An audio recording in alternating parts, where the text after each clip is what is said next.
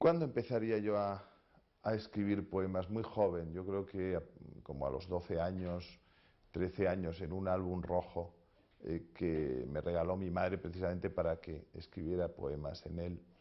¿Y quiénes eran mis modelos en aquel entonces? Pues sin la menor duda, Juan Ramón Jiménez. Recuerdo haber tenido de él los 2 volúmenes que se publicaron en la Biblioteca de Premios Nobel de Aguilar.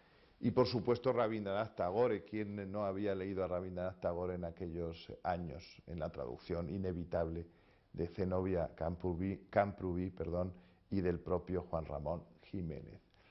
Esos fueron mis primeros poemas, poemas muy esencialistas, con un toque de paisaje, pero aún no sabía hasta qué punto podía la poesía significar algo muy hondo para mí. Y yo creo que las lecturas que más me influyeron de poetas contemporáneos, no voy a hablar de mi trasfondo de lecturas de autores clásicos, porque eso sería verdaderamente innumerable y valdría para varias horas de conversación, pero sí voy a referirme a los libros de mis inmediatos contemporáneos. Digo inmediatos porque eran un poquito mayores, que me influyeron muchísimo. Por ejemplo, me influyó enormemente el que entonces se llamaba Pedro Gimferré, ahora Pere Gimferré, y la lectura de sus libros Arde el mar y la muerte en Beverly Hills, primero del 66 y el segundo del 68.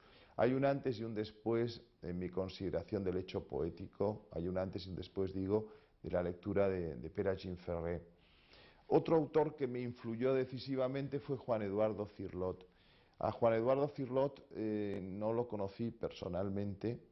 Él murió en el año 73, lo pude conocer porque murió cuando yo tenía 22 años, pero otros compañeros de mi generación sí lo trataron. Yo no tuve esa suerte, pero leí en el año 1974 un libro que era la recopilación de sus poemas entre el año 66 y el 73, o sea, sus últimos poemas, llevado a cabo por Leopoldo Azancot, editado en Editorial Nacional, que me fascinó. El poema Recuerdo, aquel que empieza: estoy en una habitación llena de cruces góticas y espadas, etcétera, para mí es uno de los grandes poemas de la literatura española y de la literatura universal.